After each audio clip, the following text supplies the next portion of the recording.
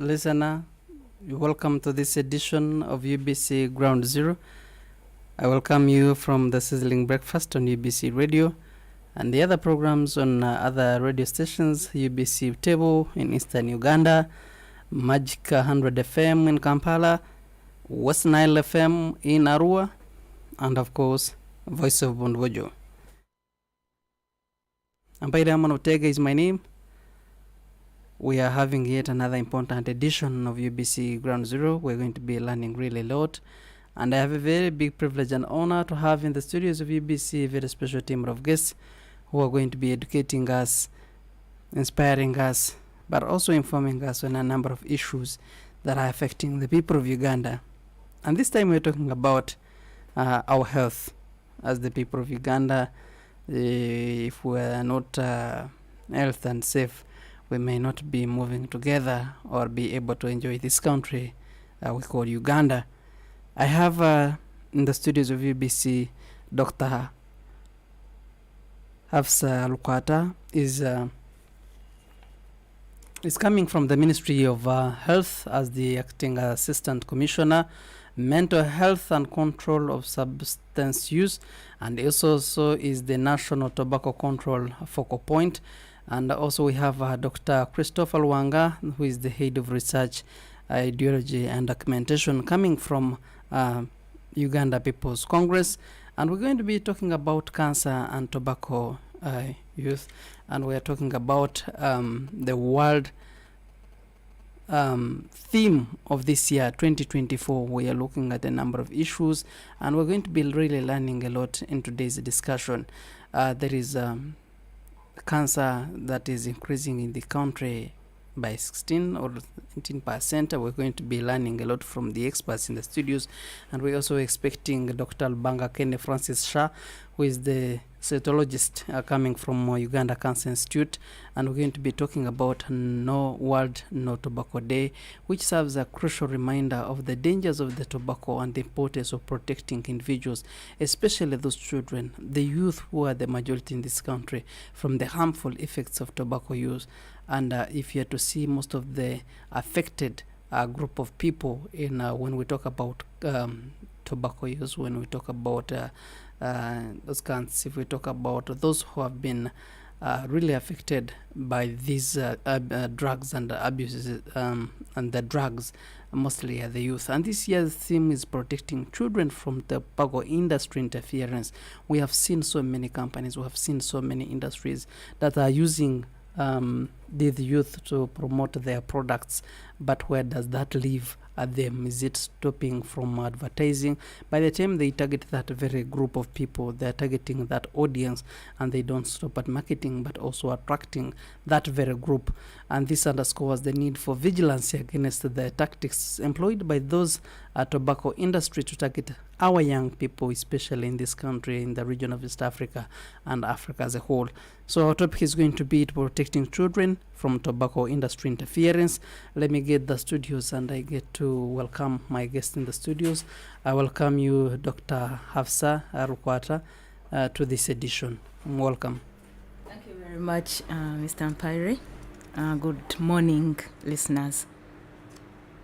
Interesting. Welcome to this edition of UBC Ground Zero, Dr. Christopher Luanga. Greetings from Uganda People's Congress, the party president, Honorable Jim McKenna, the UPC fraternity at Uganda House, in the country, in East Africa, Africa, and in the diaspora. They are concerned that the youth is one of the key ingredients of the constituencies of UPC. I believe that the future in the country are the youth, and Uganda has a huge number of the youth, so it is a very pertinent topic. Thank you. Interesting. Indeed, that's a very interesting topic. Tobacco industry has a long history and of aggressive marketing strategies in this country, especially if you've been watching the TVs and also looking at some of the adverts from radios and also websites and social media, which most of the young people use. what can we do, especially as stakeholders in this, as the people of Uganda, to make sure that we protect our children, we protect the coming generations and generations to come? I will start with you, Dr. Alukwata, and perhaps before we go into that, we can first know about your department and what the ministry is doing before we go into tobacco. Welcome again. Yes, thank you very much, Mr. Perry. And yes, once again, good morning, our listeners.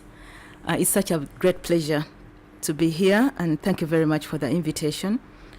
I was having quite a number of things that I needed to do today, but I was like, oh, this is such an opportunity, so let me go and teach the country or my fellow really countrymen. Appreciate. Yes, when given this opportunity, I don't want to lose these opportunities because I may not know whom I may change or even save a life for.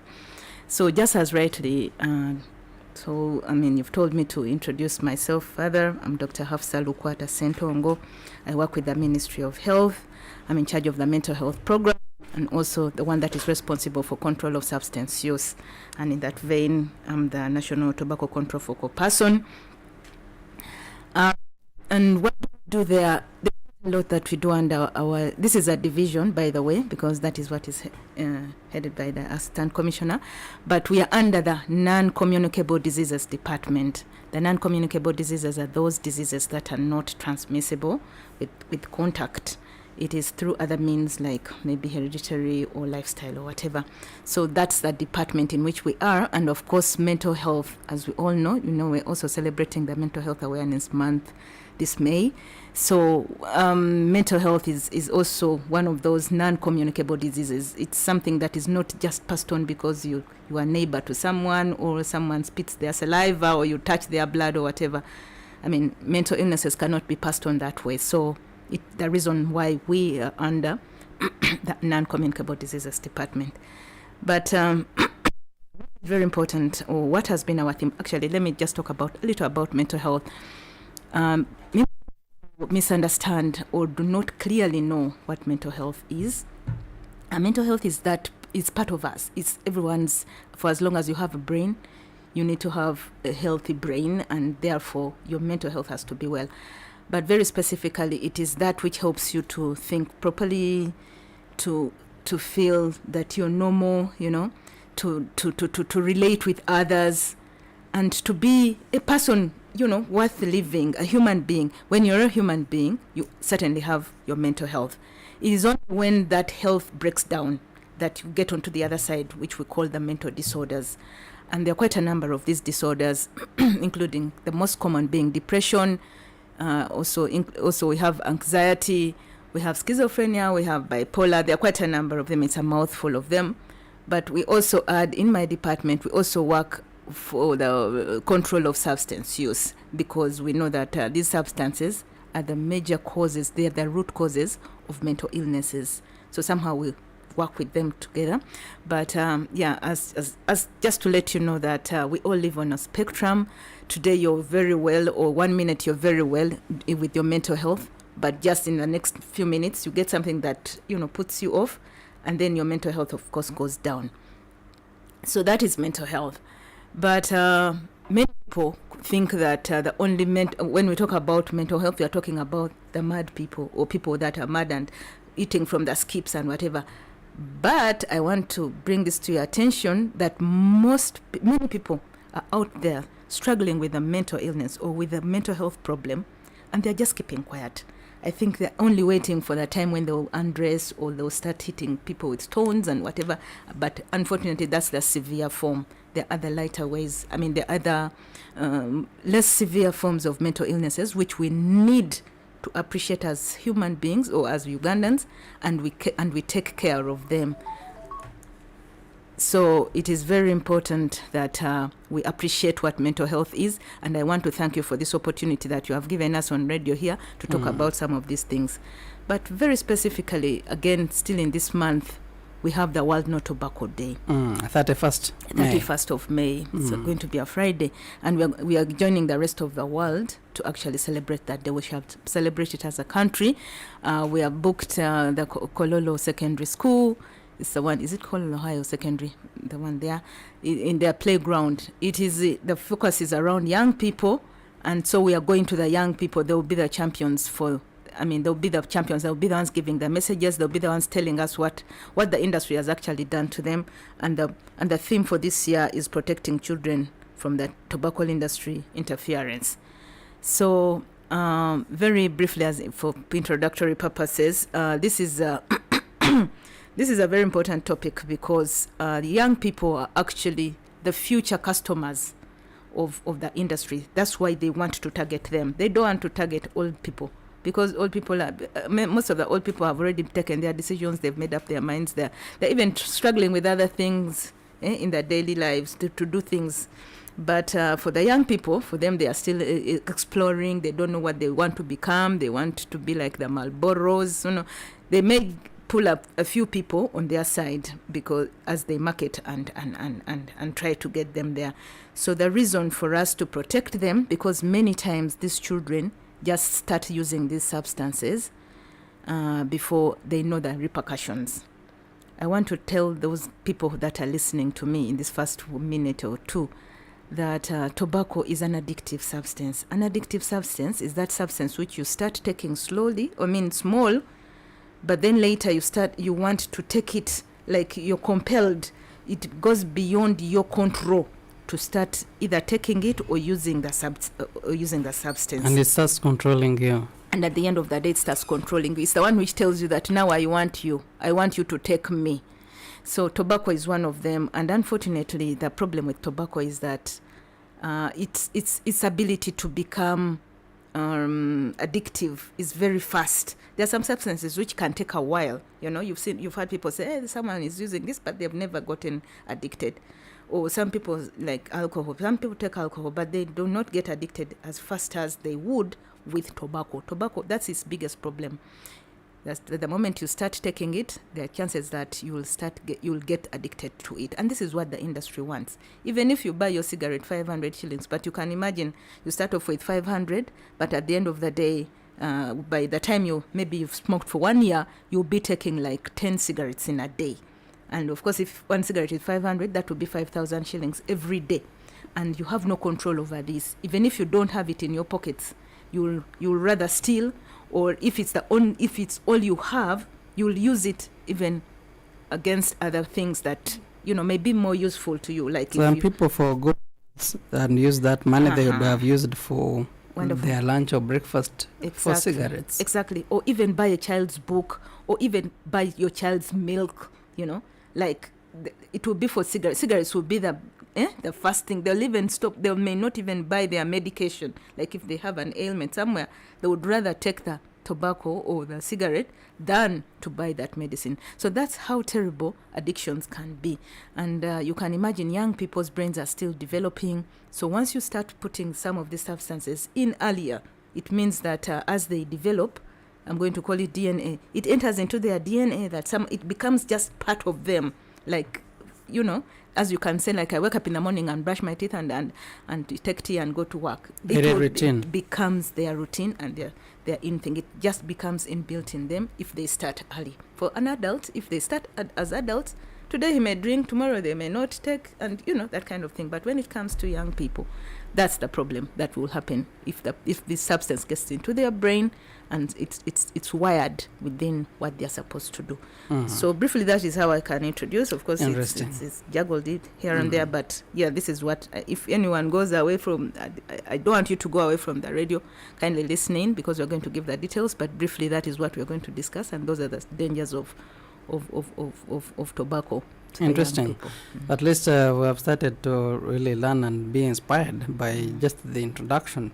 Dr. Rwanga, coming to this point where children are involved and being a big target for the big industries and companies, where does this leave the country and the future generations to come? We are talking about protecting children from tobacco industry interference. Comrade Amani Batega, thanks very much for being very concerned with the problems which affect our society and giving them an audience, this is indeed a very good plus for the management of UBC and UBC Ground Zero. Having said that, the issue of tobacco in a society, whether national or international, it is a very, very sensitive issue. If you have never taken the route of smoking, you can treat it very lightly. But if you have ever taken the route of smoking and you're a graduate of smoking, when you reflect back, you can even know that to stop smoking, you may need real smokers who have graduated to do the campaign.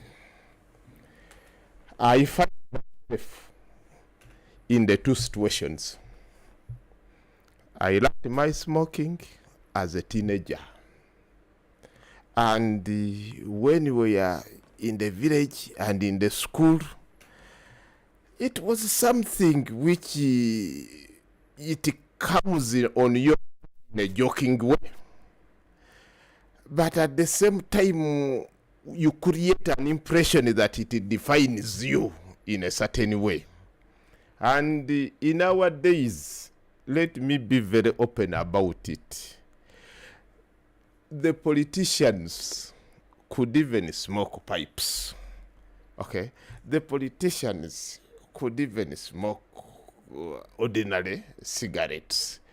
And the politicians, we could not fault them. Okay?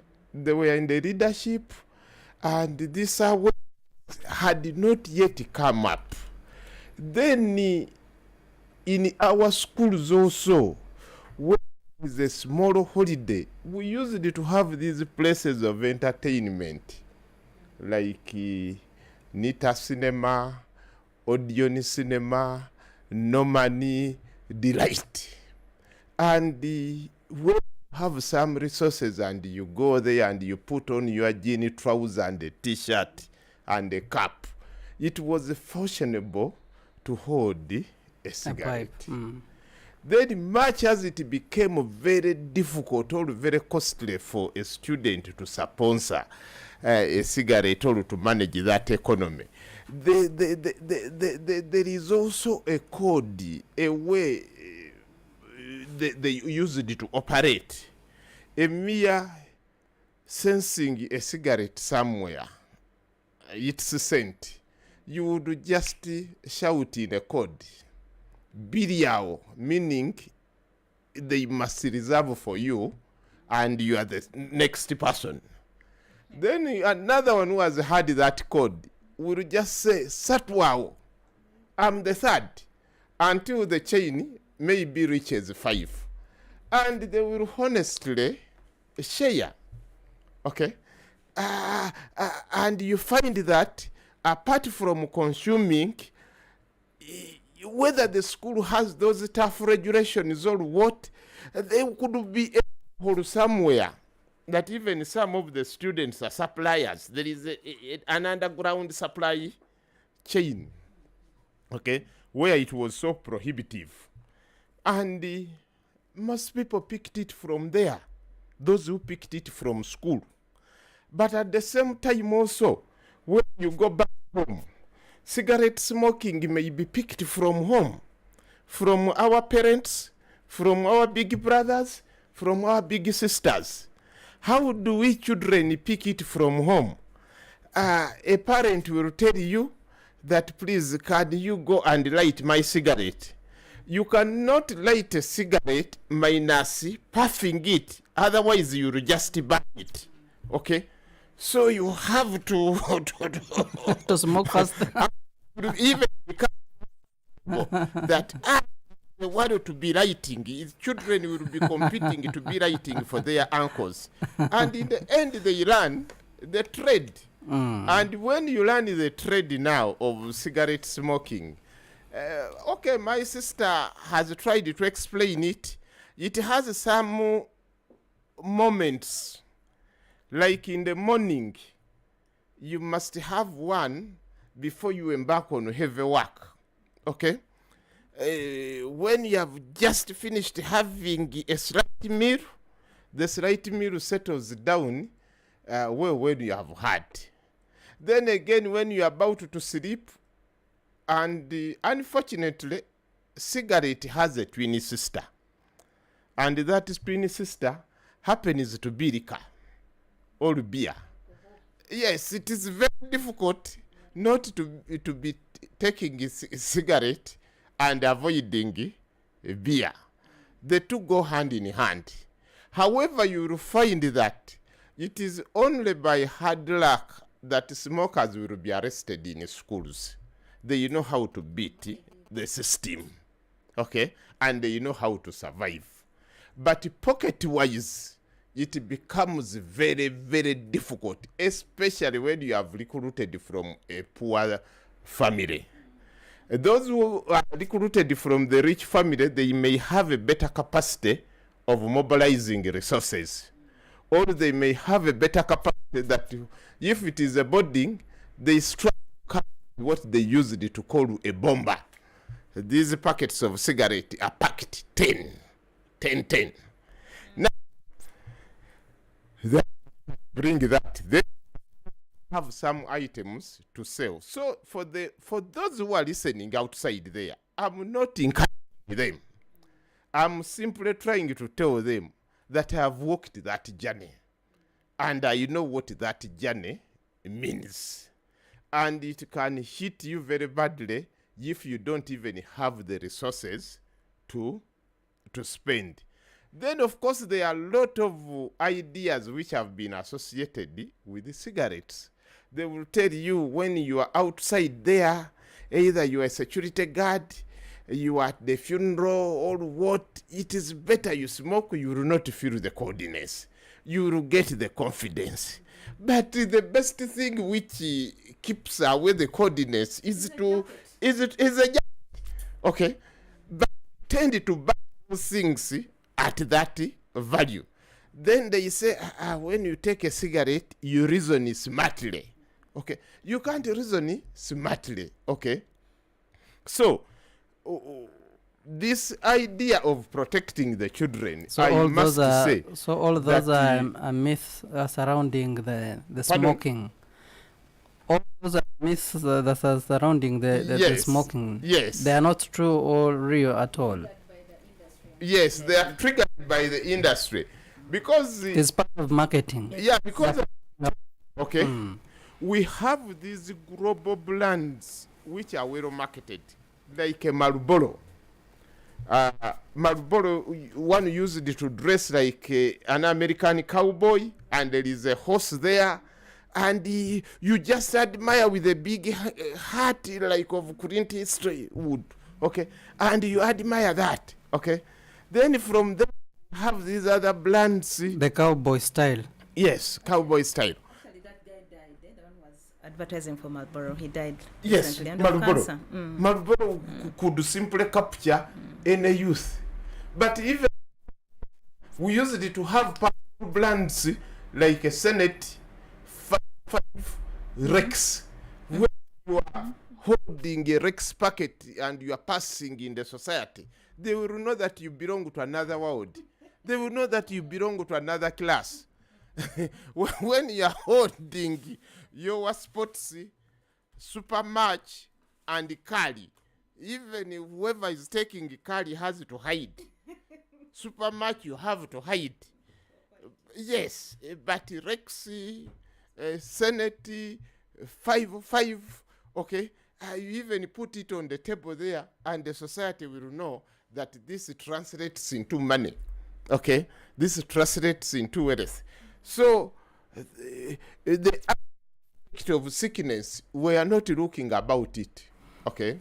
You've talked And, about Marabora. Is and I it would Marabora? like to say this, that this fight, or to try to educate people against cigarettes, it has not just started today.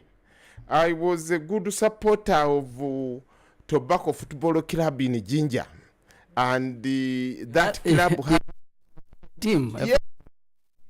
And that team had the taken to a another player level. known as Sunday Mokiri, who eventually Villa Sports Club bought. Now, when they were to qualify to represent Africa, Confederation of African Football said, no, we can't entertain a team known as Tobacco Football Club. So they had now to change to Blue Bats Football Club. So, and that was in the early 80s. So the fight has been there. Then there was a time they picked on elite clubs in Africa, and they were hosted in Ivory Coast. Then one of the teams in Zambia, known as Power Dynamo from Copper Belt, won the tournament. And the tournament was organized by Rothmans. Rothman was also another big brand. Then CAF descended on them that, my friend, don't use football to advertise cigarette. We are banning this tournament. And from that time, Rothman was banned. The tournament was banned, and the Power Dynamo, it's even fortunes went down. Okay, so there have been some giant steps which have been taken. I left Uganda in 1988 December. Smoking cigarette was everywhere. And nobody could even try to say that, you are smoking very badly. It was everywhere. But when I came back in 2006, I found a different picture. Anybody could tell you that don't just smoke anyhow here. We are in trouble, maybe because the AIDS had come in, TB had come in, and serious awareness had been waged. Okay. So you can see the giant steps. Then the other time also, cigarette was being sold openly. Like the way you go to buy a snack, like the way you go to buy bananas, like the way you buy anything. But by the time I came back in 2006, one who selling a cigarette had to filter you, or had to be introduced to you by someone. Okay, and they also, those who sell cigarette, they also have marks they watch on. If you have very clean fingers with no sign and you are coming to buy a cigarette, it means that you are up to something else. And if you don't know the language which they use, you're up to something else. So you find that even this open buying of cigarettes, by the time I came back in 2006, it had disappeared. So which meant that the government had worked, okay, its way out. But we have also to appreciate the challenges.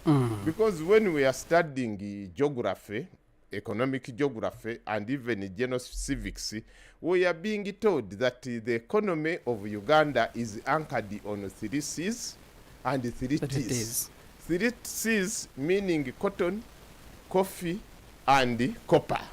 Then is the 3 T's, tea, tourism, and tobacco. Okay. Yes. Now we, as a country, we were promoting it. Yes. Tobacco is directly inside, and it has been earmarked for West Nile, it has been earmarked for Hoima, it has been earmarked for Kanungu, and we are getting its contribution. Okay, so if you are to protect the youth now, when there is that word 3 T's, you must find a substitute for 3 T's. And you must go on the ground to explain. And you find that it is an international chain. Let us not just take it locally. Tobacco is a tropical product. That means that Europe cannot grow it. Some parts of Middle East cannot grow it. Some parts of America, Canada cannot grow it. Okay? So, who can be growing it? It is the tropics.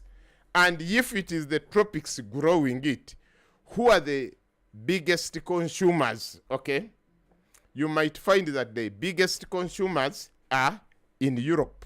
So you are going to find that a company like a BAT, British American Tobacco Company, which is used to be very near here, has I think reallocated to Nairobi, but it was a very, very big multinational, which you don't just handle anyhow, okay? And then also they earmarked countries with good blend of tobacco. I think Malawi, Zimbabwe, Zambia, and Uganda. To a certain extent, and Uganda, they were very good tobacco producers. So British American Tobacco Company came in a big way, and they were doing it hand in hand with the USA.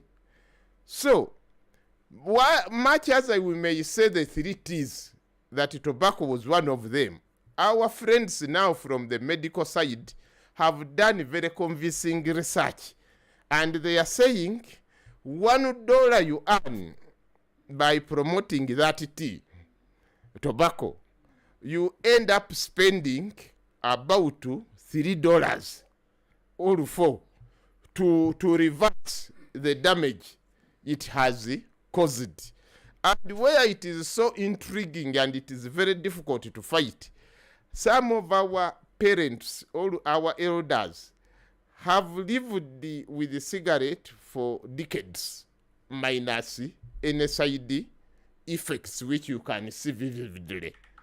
Now, you who is starting and you are being told, no, cigarette is dangerous, you will question and you point to the grandparent who has taken it. Okay. But those grandparents have been having a special, okay, these things which are causing us problems. They have not had these chicken which grow in mass. They have not been using these lotions or soaps, okay. They lived their natural way of life. And even the cigarette at times they take, it is not this one which is processed. They take the real original stuff. You call it, roll it yourself. Yes. Get this, they used it to get it from Pepper. this paper from cement, what, and the newspaper, and you tie. And even those who smoke in schools and the money has run out, they also go for that, tying in the papers and trying to survive to pull the characteristics. However, when the very youth we want to protect, As you end on that, Doctor. yes, the very youth we want to protect from this, we need really to match when they are at a very tender age, and protect them from the technology that has brought in things where now cigarette, the modern way of smoking cigarette is not by pulling and bringing a smoke. There is a way science has come in that they flavor it, they put it in other substances, and you get addicted by using those substances. And then in the end, you realize that this is just representing the hidden thing. The hidden thing is the real tobacco. Let me go for the tobacco activities. So we may also need to go back to the society, and we say we have no problem with having entertaining places, but let these entertaining places be regulated. The strict age of 18 should be observed, and then the code of conduct inside should be observed. And we don't need bouncers who use those special toxics to be manning. We need people who are more sober, who will talk in a sober way. I have to talk about it because I have been in this field much longer than even your age. Okay. The good thing going to really He's given us a good, rich history of these things, and very interesting. sure. And I think I should invite him one time to come and give us in our program, give us this sure. history. Yeah, Sure. but For us, well, we I go hope to I- church, we all these are serious testimonies I know. to help those the new converts. Yes. Okay. Interesting. We've been joined by Dr. Lubanga Kene Francis Shah, is the cytologist. I'd love really to learn this. It is my first or second time to know about this, and it's coming from Uganda Cancer Institute. Welcome, Dr. Shah. Thank you very much for having me here today. It's a pleasure to rub shoulders with my senior colleagues in the profession, and also to be on air today. I think this is my second or third time here talking about cancer. And it is going to be your home. This we Amen. call UBC the home of inspiration and information, and we believe that there is so much that you can add to the people of Uganda, especially those that are part of us from the other side of radios. Cytologist, let's start from there. For someone who is hearing this word for the very first time, what is it about and what do you do?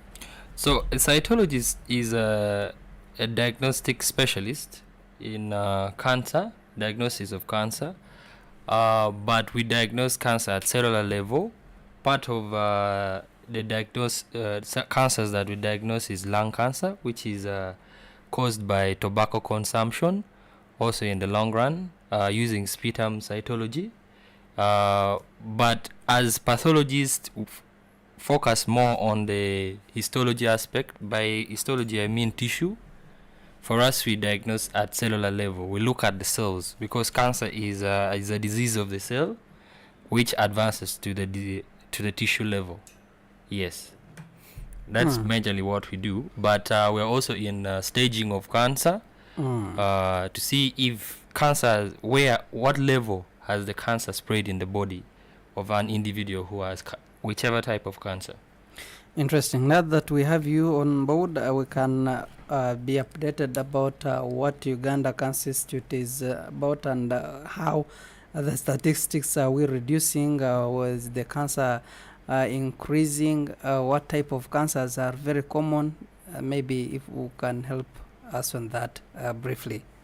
Thank you very much once again. Uganda Cancer Institute is a specialized institute that has the mandate of Parliament. I think it's a Uganda Cancer Institute Act 21 that mandates the institute to treat cancer, prevent or any cancer and cancer-related diseases activities in Uganda.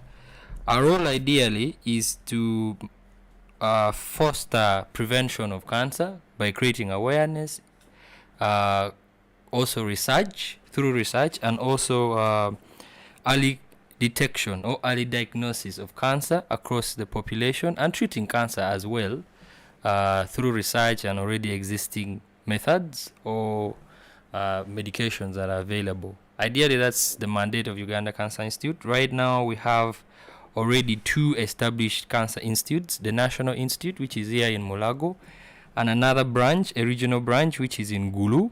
But there are already other institutes or branches that are already being constructed, like one in Mbarara, one in Arua, one in Mbale.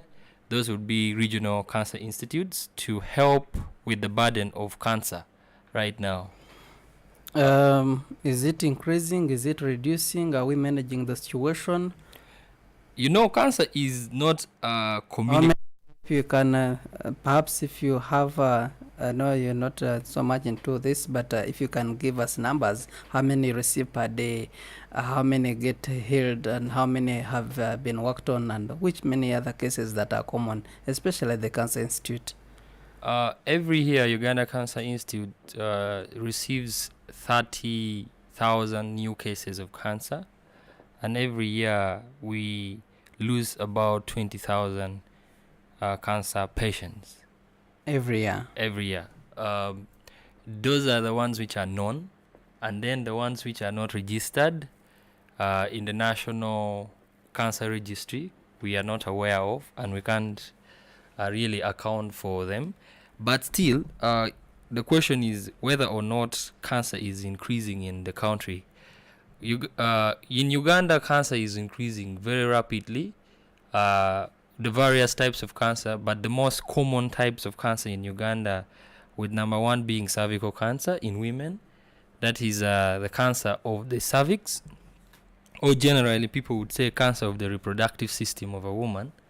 But the next one being breast cancer in women still, but also men contributing 1% of the various cases of breast cancer. So breast cancer even men can develop. Then we have another one. Then the other one being what? Prostate cancer, which is very common in older men above 45 years.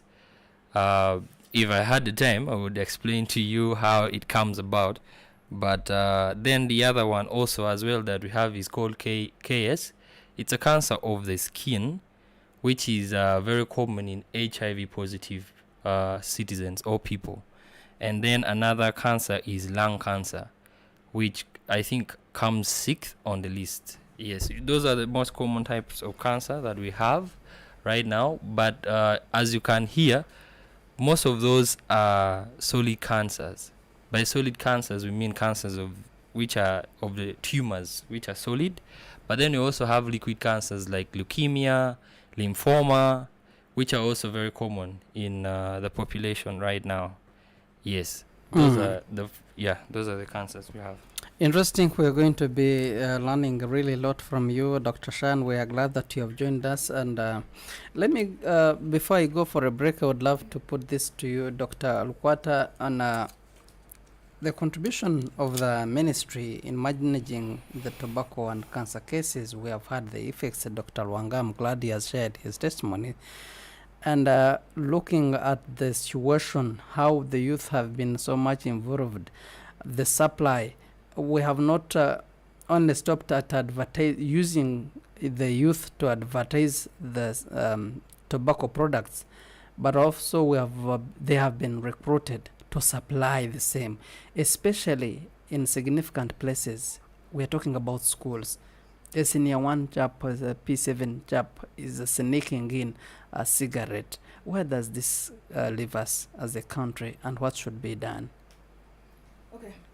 Thank you very much again. I just want to add to what my colleague Dr. Shah is saying, what he has not just said, and I hope he stresses it even later, that the root cause of these cancers that he has talked about is tobacco and alcohol. Those two, as Mr. Lwanga talked about, these two are cousins, and many people use them, together, and someone can get hooked on each of them. But yes, as a country, actually, I think we are getting overwhelmed by the way the industry is actually promoting these products. And we're also, I think we're even getting overtaken by certain events like when internet comes on, there's a lot of marketing that is being done by the industry. And just like I said in my introduction, like, these guys do it in very many ways. We call them covert and overt ways. There are those that are direct and those that are indirect. And unfortunately, these are multi-million-dollar companies with a lot of money. They can afford to do anything. A colleague, I remember one time someone was telling us that when they're telling us about Coca-Cola, that one of their biggest vote areas is around advertising, and they certainly do it. And I think with alcohol, it's even higher, because every radio station that you hear, I think they provide advertising before the news at the peak time and everything. So they're using their money in strategic ways, and unfortunately they get this money anyway. But just to tell you about maybe what government is doing, certainly we have some laws. We've put in place some regulations and laws. I'm calling them regulations, but some of these, of course, the industry also uses overt ways of going behind them and using and again breaking the law somehow, because we are saying that there's no advertising. We banned advertising for tobacco, and you're no longer seeing any billboards. And if you're seeing one, you just let me know. But there are no longer billboards in on any roadside or anywhere. But when you go you'll see them marketing their things. They are giving information. They are showing all these young girls who are smoking, and the different types. Because nowadays the cigarettes are going down, even internationally. Like the whole world is coming out of cigarettes, and they're using now the vapes and those heated tobacco products. So people, whereas Mr. Lwanga would put a packet of, Rex, or is it 5, those ones that we're putting there. These days now the girls move around with vapes and, those funny, actually I'm calling them fake. They look very nice. They look like pens. They're very colorful. Of course, for the young people, it's very good for them. But of course, they're hopeless because they're a source of harm. And we all know that tobacco has no safer level. And they're marketing, by the way. They're telling people that these products are safe. And that's what industry does. That's what they are meant to do. But I just want to tell people to break this lie. There is tobacco dangerous in all its forms. Whether you smoke it, whether you eat it, whether you smear it, whether you do it, is very and can cause all those things that we have talked about, the NCDs and all the cancers. So anyway, we have banned the advertising. We want to reduce on the exposure. But the online one is still running. But the online one is still running. And you can imagine, as a country, there was a stoppage of what? Of Facebook. But people are still using Facebook. You know how these things can, how these guys can go around and, Yeah, so those are some of our challenges as government. That's what I was saying, that we are getting overwhelmed by by the marketing, the new marketing strategies that the industry is using. And they're using very many different ways of they're producing these products in different forms.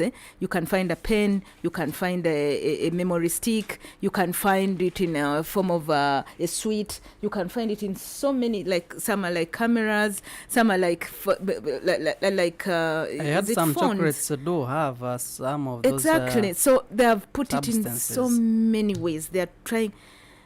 But as a government, I think we're going to get to a level, maybe not, let me not say it, but people don't want to listen to hear that. But I wish we can come up as a country to ban these products, like to now ban, as like we've banned those marijuanas and those other hard drugs. I think tobacco will soon get onto that. But before we do that, we are continuing to regulate. We are reducing on advertising. We want to raise the taxes. And I even want to pass on my message to government somehow. Like, we are really disappointed by not raising taxes for tobacco to a level where the young people cannot afford it. We are trying to see where we can get money as government. We are taxing the alcohol. I mean, we are taxing the fuel. We are taxing exercise books. We are taxing every other thing apart from alcohol and tobacco. I don't know which language we are speaking as government, but. Taking on all our money, people, we are giving a lot of money to the Cancer Institute, we are giving a lot of money to the Lung Institute, we are giving a lot of money to the Heart Institute, and these are things, and the causes are these products. We are not even putting any sin tax. Countries who are trying to try to control or to be careful with the health of their people, they put extra taxes to some of the root causes or to these substances that are causing some of these conditions. But for us as a country, we are even reducing. I heard we are reducing the tax on alcohol from 20 to 10. I think that's, I don't know. But I think... unfair to the people of Uganda. Unfair. And the next generation. Exactly. So I wish this can be reversed. So that is raising taxes. We are not raising taxes, unfortunately. We have banned advertising, but our colleagues, I don't know what our ministry can help us with, ICT, to ban some of these online marketing and whatever. And the law is so clear. We have a Tobacco Control Act. It is so clear. It is saying we are not supposed to sell tobacco to someone whom you cannot see physically. In other words, we are banning these internet sales. But somehow these things are all happening. Then also we are banning the smoking in public places. We have banned all that, but lately we are seeing a lot of shisha being sold in each and every restaurant now in Kampala. And we are like, how can this happen? After banning, something just starts up as if there's no law that has come on. And people are doing it unscrupulously. It is okay for people, and people do it so easily. And I cannot say that we cannot regulate. I don't know what to say. Enforcement is becoming a problem. But again, I hear it's about money. We do not have enough money to run around everywhere. But our colleagues from KCCA and the local governments around, the local governments, I think they should do something. The enforcement is under their docket, but nothing is being done. But I'm taking it back, I think, to knowledge. When you give us an opportunity to talk here on this radio that goes everywhere, I think we are raising awareness. But we need to increase knowledge of different people. The young people need to know that tobacco is dangerous. Don't even try. And even when you get addicted, it is even difficult to come off that addiction, on top of getting those NCDs or the cancers as we've talked about.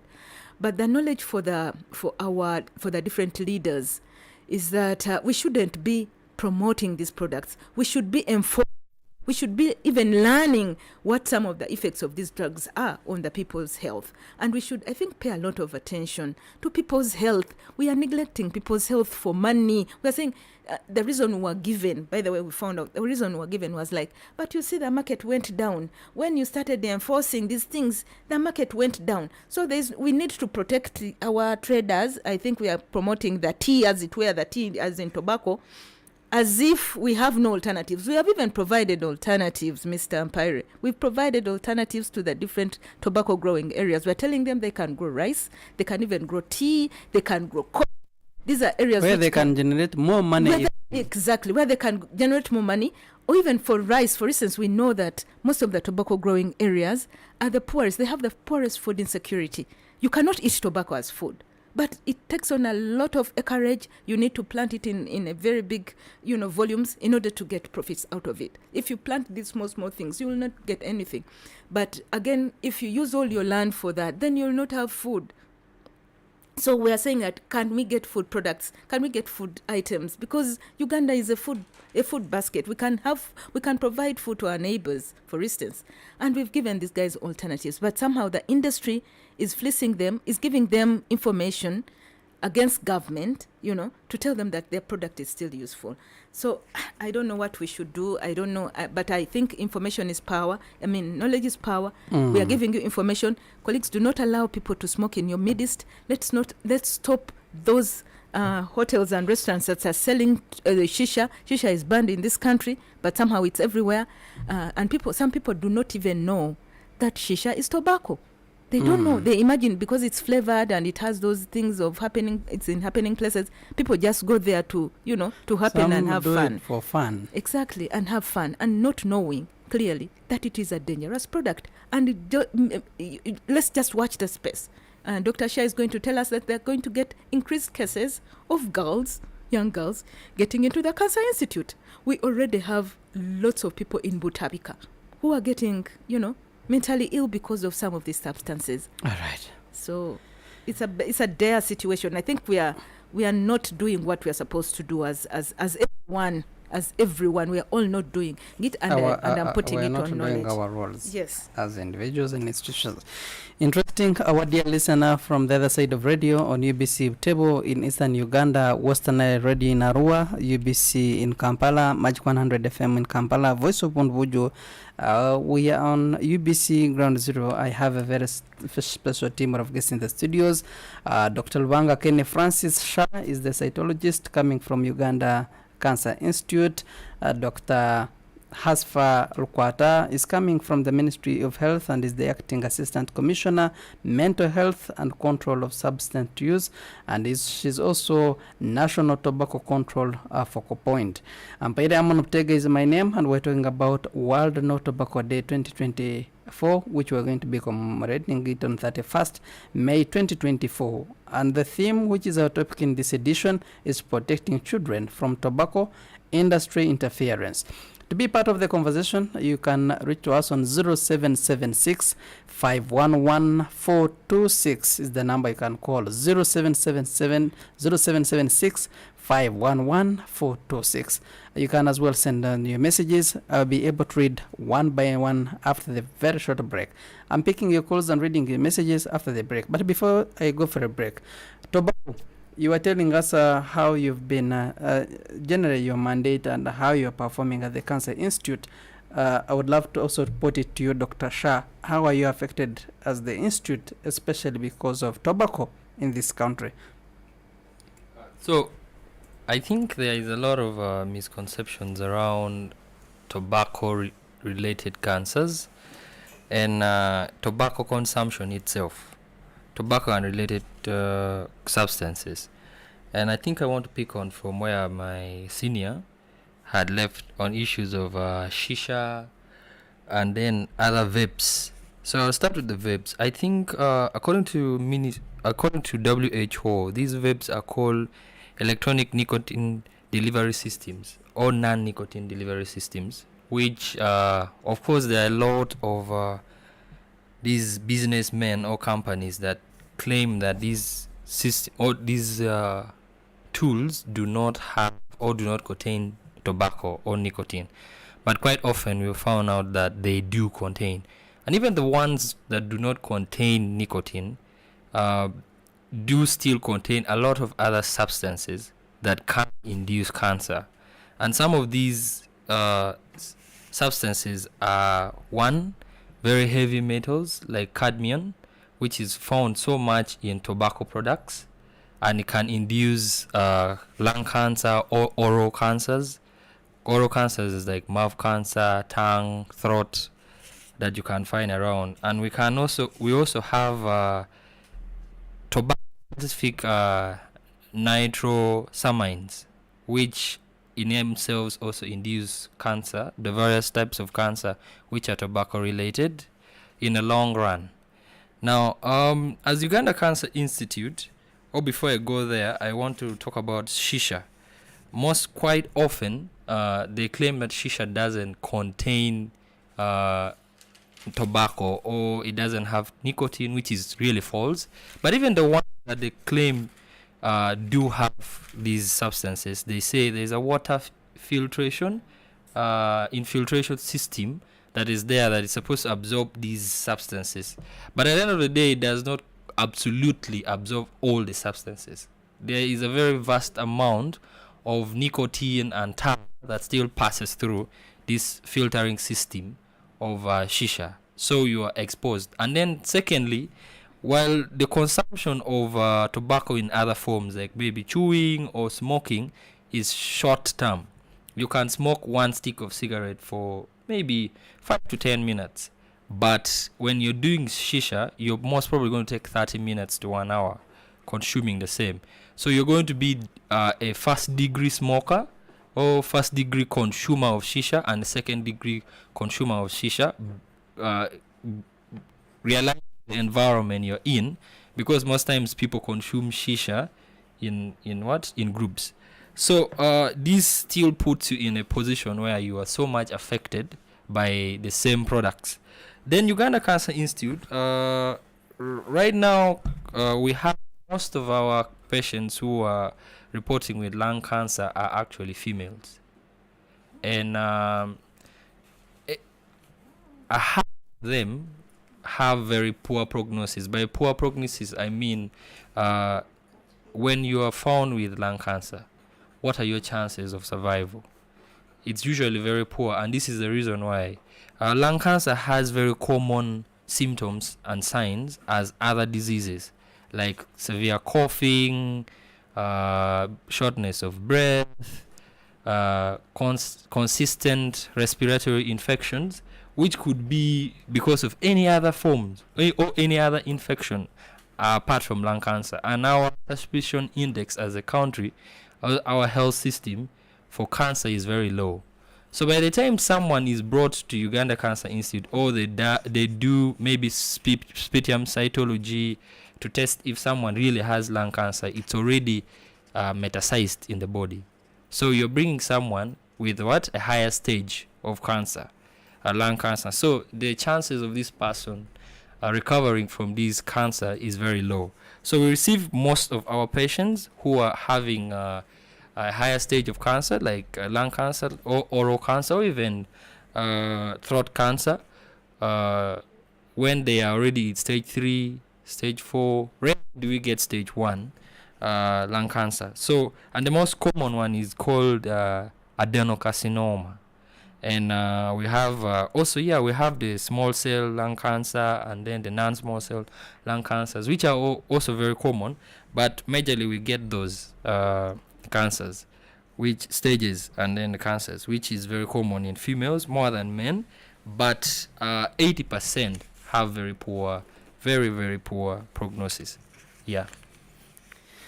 776-511-426 is the number you're going to call and be part of the program, and you can ask anything to do with cancer or tobacco in this edition, and I'm assuring you that the team in the studios are going to be answering all your concerns or questions. I'm taking a very short break and I'm coming back in just a bit. I pray you don't go away. I'm coming back with your messages and calls. Keep it UBC Ground Zero. This is Ground Zero Season 2. Stay tuned. We shall be right back. This is The Link, bringing you information on important topics that affect your daily life. Only on UBC Radio.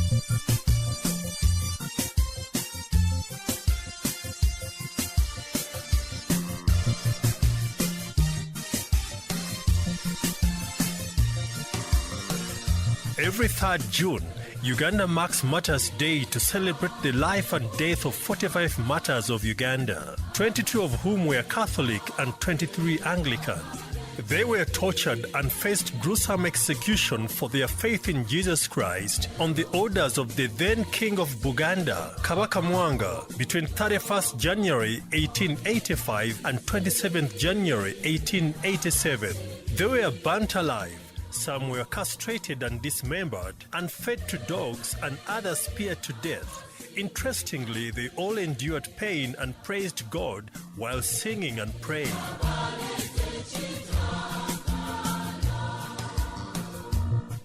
It all started in the year 1879 when the King of Buganda, Kabaka Mutesa I, invited missionaries from Europe to teach and preach his subjects about the new religion. When he died, his successor and son, Kabaka Mwanga, would not tolerate any of what the missionaries preached by claiming their gospel-carried disobedience and undermined his authority. This resulted into the murder of the missionary Bishop Hannington and the martyrdom of the first Christian martyr, Joseph Mukasabali Kudembe, who was beheaded in 1885 in the place called Nachivubo.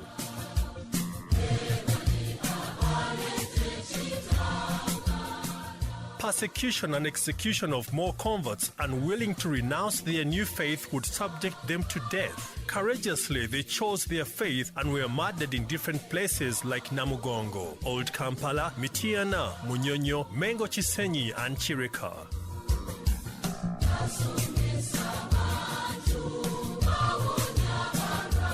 It is also important to note that some sources say the killing of Muslims for their faith occurred 10 years earlier at the hands of Mwanga's father, Mutesa I, before the martyrdom of Christians.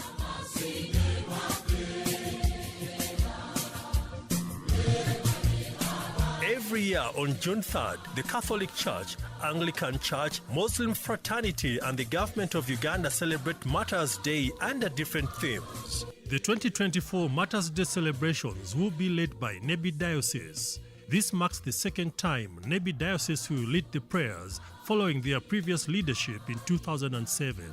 This year's theme is, "And for me and my household, we shall serve the Lord." UBC Radio wishes you a happy Martyrs' Day celebrations.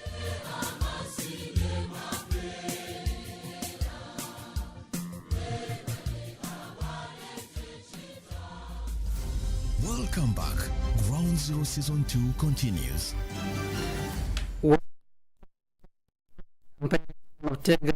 My name, and we are on UBC Ground Zero program on 5 radio stations covering entire Uganda, UBC Butebo in eastern Uganda, UBC West Nile in Arua, UBC Magic 100 FM in Kampala, UBC Radio in Kampala, and Voice of Bondobojo. Ampaire Amon of Teg is my name. I have a special team of guests in the studios. Dr. Banga Kenny Francis Shah, a cytologist coming from Uganda Cancer Institute.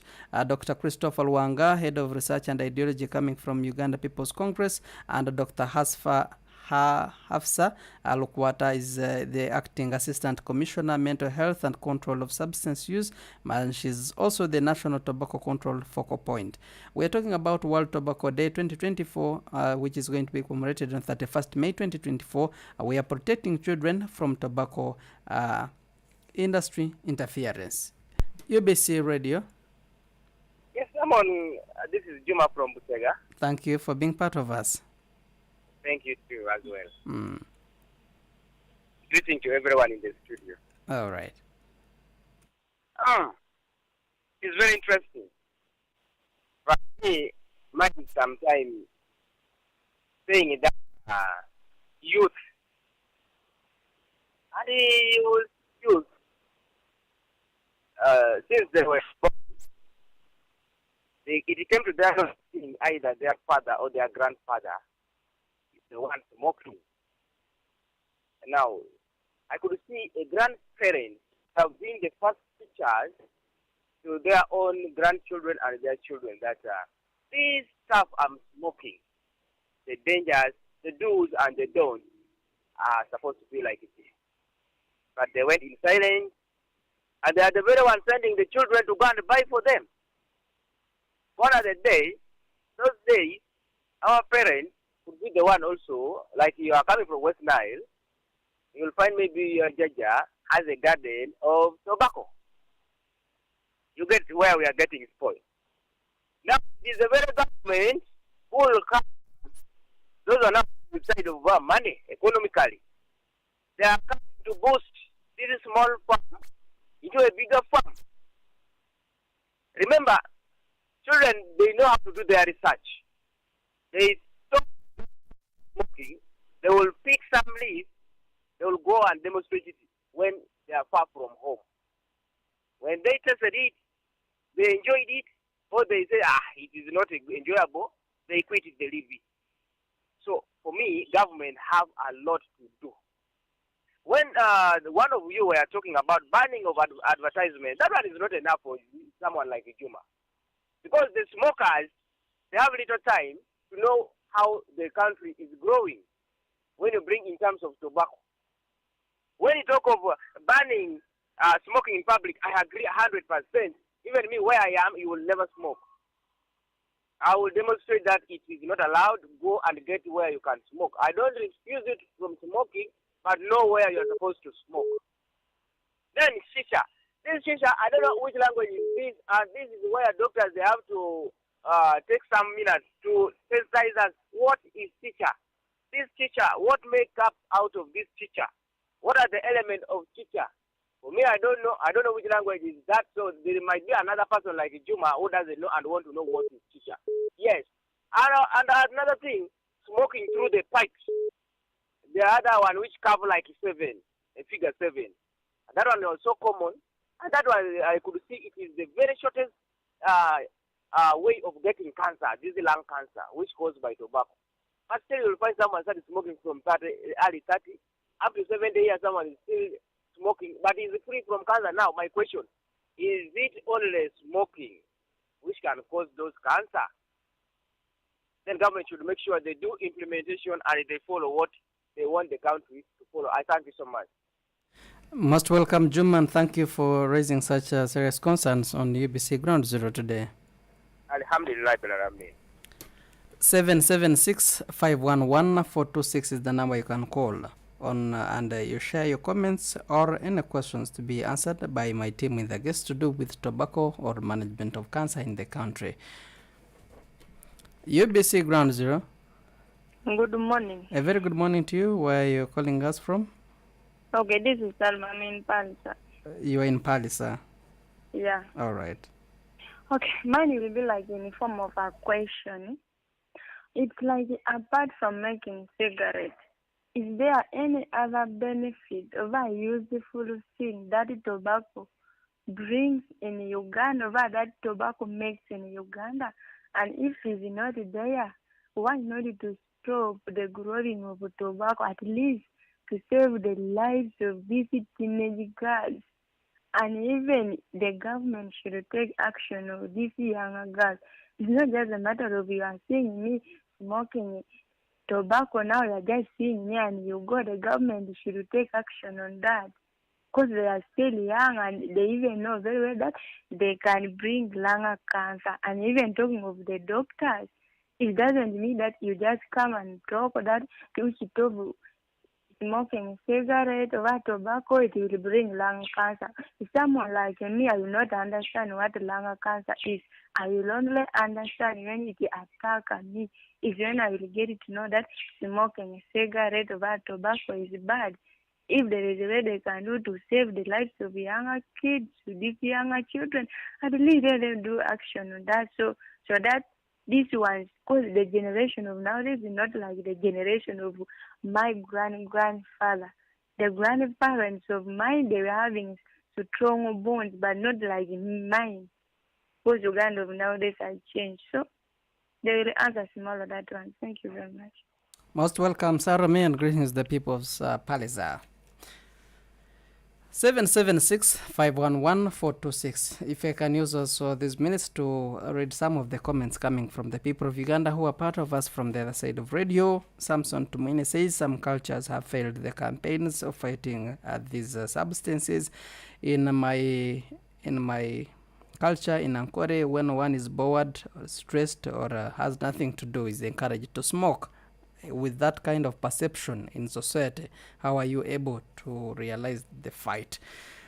Omasete is in Ginger, says smokers and industries are taking new forms of producing the substances. Others are produced in some drinks, eats and chocolates, and many others. How shall the people of Uganda be able to detect the things if those who are concerned are not helping the people to identify them? Shakila says in schools to be dope or dope, I don't know, or cool, the teens do smoking. The vice is taking new trends, especially in schools and clubs, targeting the youth are the most victims. So I encourage the fighters also to adopt new forms of fighting this. Keep your messages coming through on 0701 24 26 47, or you can call us on 077 511 426. Someone also says Dr. Alquata gave us options for those who are involved in the business of tobacco, especially those who are growing it, but she didn't give us alternatives for those who are victims of smoking. 776-511-426. Also, someone says the issue of rehabilitation centers. We're increasing in numbers, yet we know the causes. Why don't we have this problem solved from the word go and reduce the costs that we're spending on rehabilitation centers, on cancer institutes, and many other cases that are managing the cases of tobacco and cancer? UBC Ground Zero. Yes, good morning, Amon. A very good morning to you. Your name and where you're calling us from? I'm Victor from Tinder. From Tinder. Yes, please. Your concern, sir? My concern is the fact, like that girl who called from Paris and who was asking, is there any product of tobacco? Because for us who came from West Nile, my first mattress I bought it from the work of. I was farming on tobacco, and most of the people whom I see in our areas, they were doing tobacco farming, but they were earning from it. Since they stopped the tobacco, there is nothing there at all people are doing apart from getting 500 in a year. Now, for me, I was doing it, but me, I was not smoking. Up to vocation, when I completed the vocation school, I was not, up now I'm not smoking. You were growing tobacco, but you aren't smoking at all. Can concentrate on it if it is not only smoking. You see here in West Nile, they stopped doing this on tobacco, but this most product of the cigarettes are coming from outside. If the government is fair on that, thank you. All right. Ground Zero, protecting children from tobacco industry interference. UBC Ground Zero. Good morning. Good morning to you. Your name and where you're calling us from? Yeah, I'm calling from Soroti. Yes, your concern, Yeah. sir? Yeah, there is something that I wanted to find out. Like the way my friend from Palisa talked. I don't know whether there is any other benefit of tobacco, because most of the time I'm like, as if it's only having the side effects, bad ones only. So I don't know if there is any other importance of tobacco. But if it's not there at all, I think the best the government would do is to just stop it. I think it would be better. All right. Thank you so much. UBC Ground Zero on 5 radio stations. UBC Radio in Kampala, Magic 100 FM in Kampala, UBC Butebo in Eastern Uganda, Western Nile Radio in Arua, and Voice of Bondbojo. 776-511-426.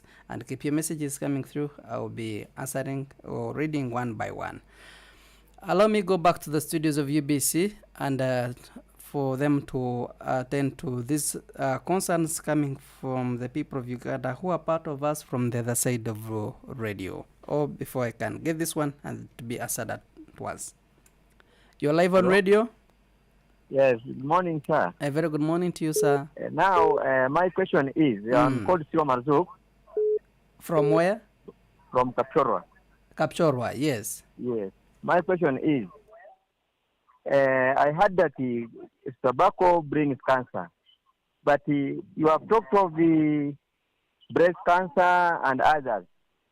And does those ladies also take cigarettes so that they get those breast cancer? Because others, they don't even take, but you find them, they have the same problem. What causes that now? All right. Thank you, the people of Kapchorwa, for making UBC Radio as your number one and favorite radio stations. UBC Ground Zero? Yeah, this is Samuel Abajo from Namugongo here. Yes. I don't think whether, if tobacco is among the 3 T's they were talking about, then let people continue growing tobacco. Because first of all, the population of Uganda is growing quicker. So I think if it is contributing enough in Uganda's economy, keep growing tobacco. Tobacco, exactly. For smoking or for other products? But people, if you talk about smoking, some parts, Uganda is very big. Some parts in Uganda, they are not growing tobacco, but people are smoking. Okay. But you find where they are growing tobacco from, if you go there in those areas, you find there people are not smoking. In those areas, people are not smoking. Even. Okay. Thank you so much. You're welcome.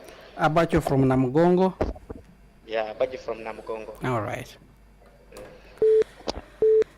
Oh, I'm afraid time is not on my side, but I have to answer those concerns, and I want to give really time to my guests in the studio. The last one on this, EBC Ground Zero. Yes, good morning. A very good morning to you. Your name and where you're calling us from? You are speaking to Alfred from Kisase. Yes. My view about tobacco, other people, they are complaining, then other also they are supporting. In my behalf, is there any other disease which caused by tobacco? Apart from cancer? Yeah. All right. Because other they say it bring energy, other they are complaining now. You first help me, you tell me. Okay. Is there any disease caused by tobacco? All right. Okay, thank you for program. You're welcome, sir.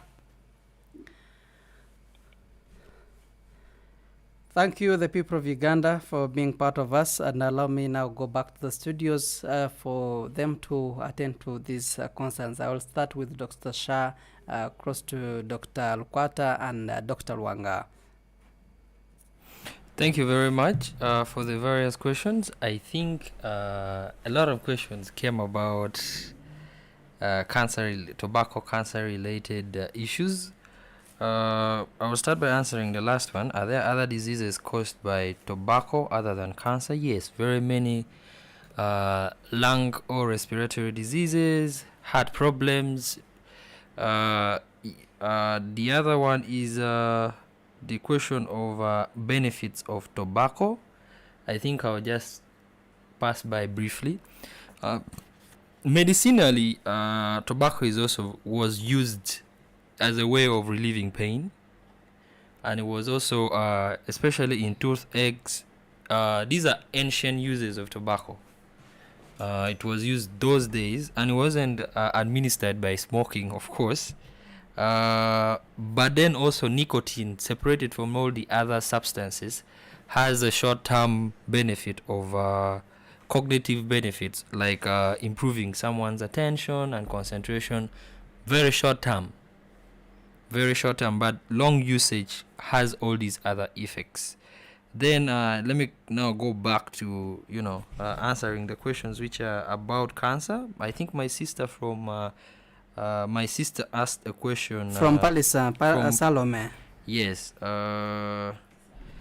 she asked whether or not these people who get cancer, lung cancer, also whether all of them are smokers. No, not everyone is a smoker, and lung cancer does not only have tobacco as its one and only cause, but there are other causes. Some of it is genetical, some of it is exposure to radiation, like UV light, X-ray, and all that, which someone can get exposed to along the way. And then there are some people who are second-degree smokers or consumers of tobacco. If you live in an environment that is having high concentration of tobacco you're a second-degree smoker. And sometimes you are not smoking directly, and you think you're not a smoker, but you are actually a second-degree. Passive smokers? Yes, passive smokers is what we call second-degree smokers. Now, although those ones who are actively smokers of tobacco or consumers of tobacco have a 80% risk of developing lung cancer. Another one is, I think, the question of how tobacco maybe causes cancer. I think I need to answer that also, and any other disease. Ideally, tobacco contains in it a lot of substances, and these substances are carcinogenic. By carcinogenic, we mean substance that can initiate or induce or cause cells to start replicating or to have problems. Now, we all know that we are a product of DNA. I think recently we had issues of paternity test DNA related. So many people will relate to that. We are all a product of a DNA. So what tobacco and the substances of tobacco like PAH and then heavy metals and all these do is that they cause what we call DNA damage. That instead of your DNA being okay, it's like you having a wound, which is a damaged skin. What tobacco does, or what those substances do, is they cause a DNA damage. So, and then another thing is, these DNAs, when they're damaged, will start, producing or manufacturing or synthesizing cancerous or malignant proteins in the cells, which cause cancerous cells.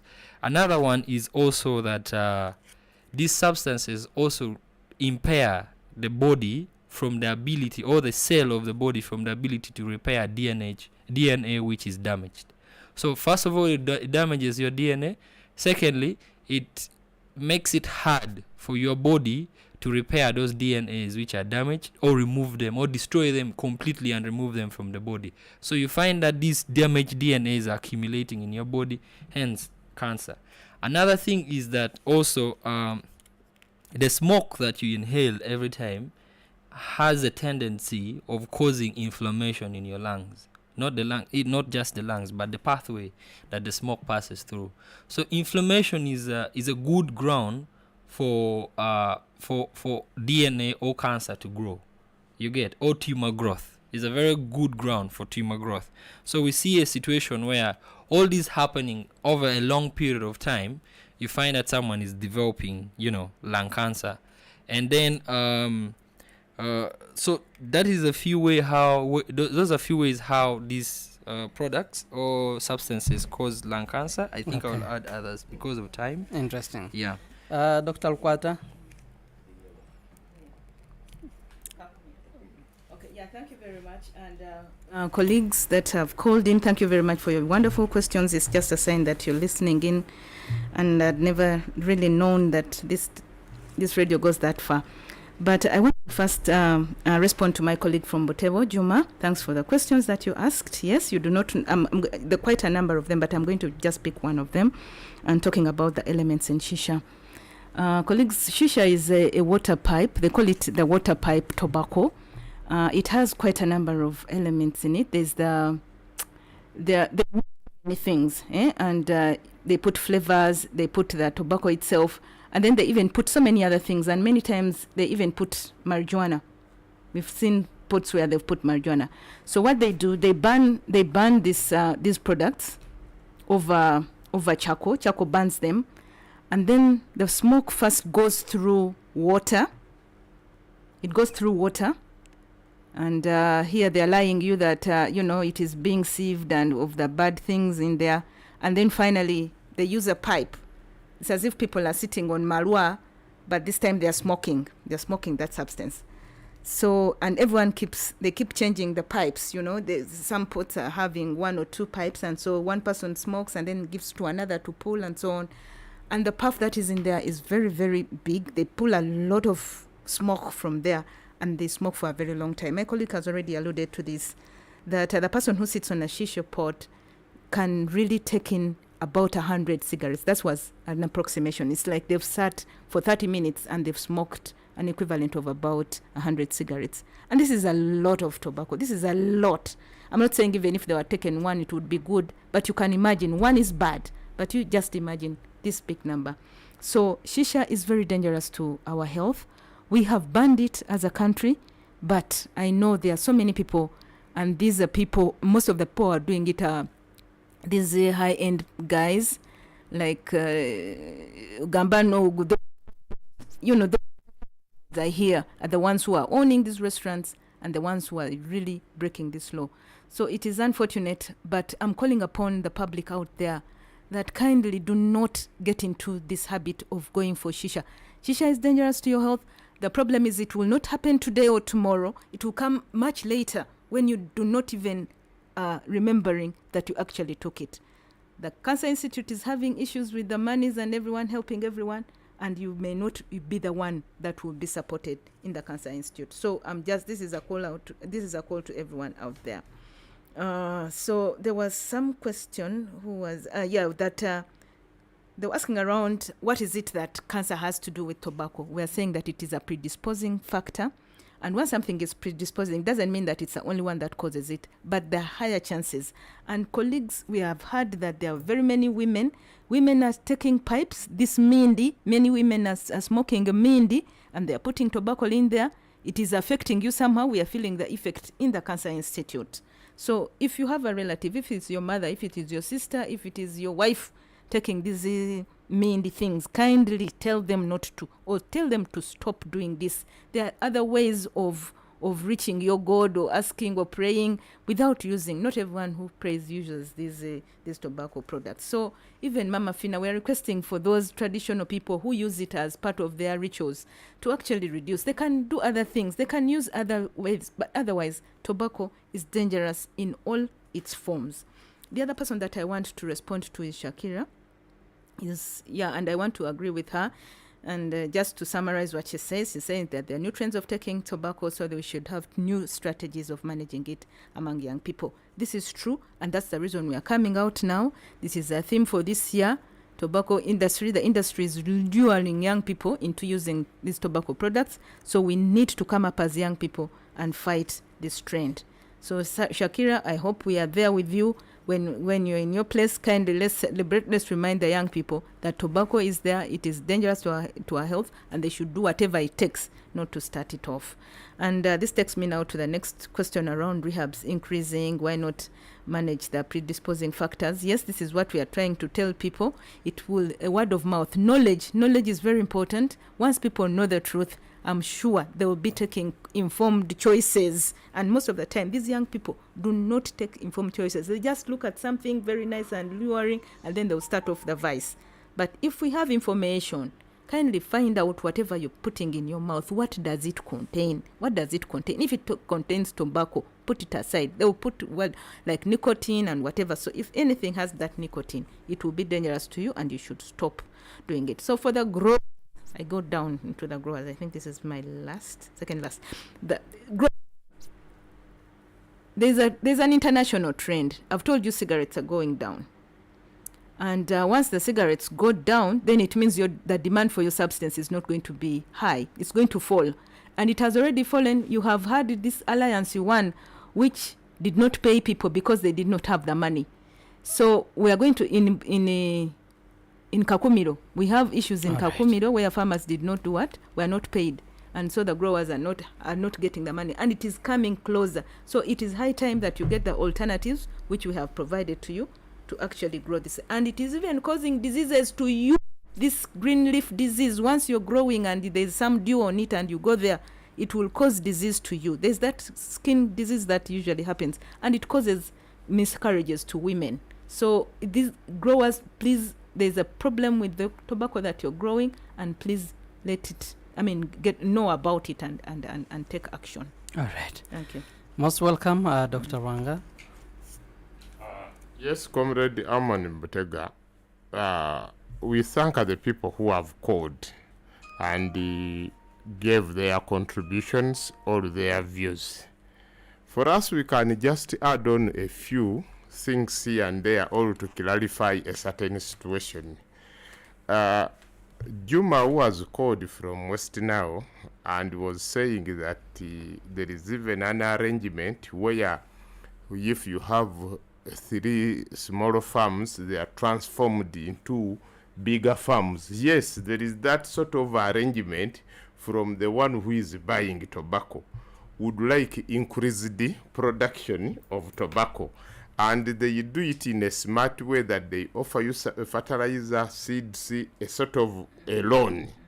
And you get your payment at the end of the harvest.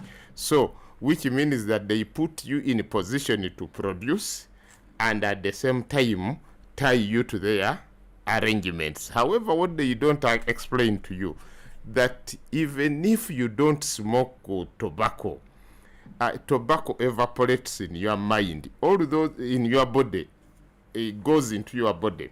Those who used it to work for British American Tobacco Company, whether they are loaders, whether they are processors, whether they are people handling it at a certain level, packaging it, they were always entitled to 1 liter of milk to try to clean up the lungs as a remedial measure. Now, these sort of gardens where they are even making it worse, that they are using child labor, like in the tobacco farms and the sugarcane they use child labor. And here you find a very strange situation that even the children will start inhaling from it slowly by slowly. So it causes a big problem. Then the other people have also wanted to know the benefit. I think tobacco has a few traditional benefits. When you surround it in your home, a snake cannot come. I don't know how it produces that anti-snake repellent. Okay? A snake will not come, and some selected wounds can also be treated by tobacco. But over the damage we are talking about, okay, the disadvantages we are talking about the advantages, because all our health system is so demanding and the facilities are not there. For instance, if you went to visit the Cancer Institute or Heart Institute, you find a long line of people who can be admitted, and others literally sleep there in an environment which is very difficult. And when the politics goes up, you can hear a cancer machine is dead, we need to import it, parliament approve money, install it, and we are talking of one cancer machine. We are not talking of other machines in other countries and in other places of the country. So you find that indeed the disadvantages outweigh. Then there is this feeling that Butabika has a rehabilitation center. When you hear rehabilitation centers, you think it is a walk in the park. A private rehabilitation center, which I know and which treated my closest relative, my elder brother, it told me one condition, that if we sense that he has been a heavy smoker or a heavy drinker, we are not going to charge him 30,000 shillings a day. That is for the beginner. It is going to be 50,000 shillings a day. Okay? Now, how many families can manage to cough this money on a daily basis? Okay? This is where the dilemma comes from. And as they do the rehabilitation work, call you in, the post-rehabilitation life is so complicated that you can slide back. Okay? You can slide back because you will go in the society which has not been rehabilitated, and they will be very much interested that after you have come, we start where we stopped.